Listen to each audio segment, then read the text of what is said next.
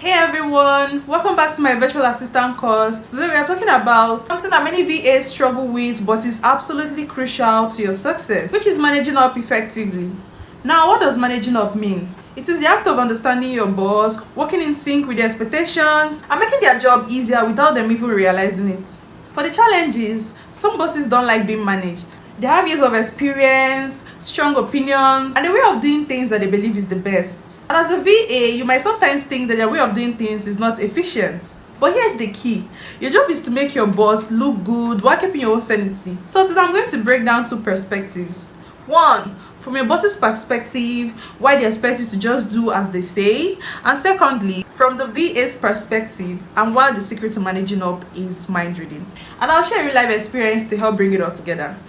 Let's get started. Starting with the boss's perspective, which is the just do it mentality. So just picture this. You're working for a high level CEO, and then he gives you a task that in your own opinion is not the best way of doing things. And maybe he tells you, I want you to send this email just exactly as I've written it. Don't change a word. Now as a virtual assistant, you're thinking, but this email could be better. It's too long, it's too formal, and it's missing so many key points. And then you make some edits and send out the polished version. But then your boss replies, why didn't you just send what I told you? Next time, do it exactly as I say. Does it sound familiar? Here's the thing. Many bosses don't want a debate.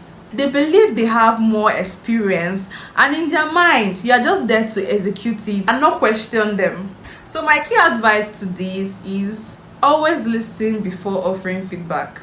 If your boss is stubborn and adamant, don't push back immediately. Instead, you listen, follow instructions, and once you've built trust, you can start influencing their decisions. Your job as a virtual assistant is to make your boss look good. Sometimes it means setting your ego aside and maintaining their own ego.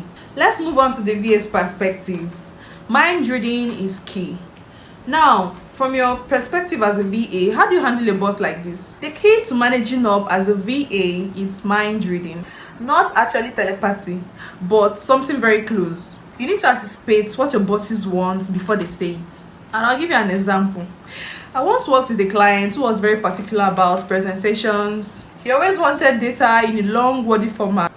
But then I noticed that whenever he presented the same data in meetings, he summarized it into bullet points. So one day, instead of just following instructions blindly, I created two versions of the reports. One is the detailed version, which he always asks me for, while the other one is the summarized version, because I know he'll be needing it. And guess what? He ended up using my summary version in the meeting. But because I delivered exactly what he asked for, which is the detailed version, there was no friction. So the key lesson from this is, a smart VA doesn't just complete tasks. They complete what their bosses need before their bosses even realizes. And this is how you gain trust, influence decisions, and eventually get your boss to respect your input. So my final advice and encouragement, managing up is a skill that takes time to master. Some bosses will be open to your ideas, while some of them would want you to get things done their own way without questions being asked. So the secret to succeed in this is balance.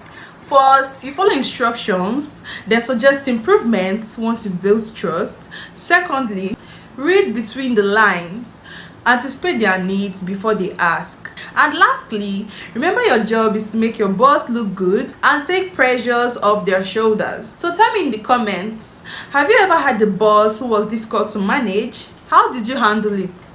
So if you found this video helpful, give this video a thumbs up, subscribe, and hit the notification bell so you don't miss my next lesson. See you in the next video. Bye.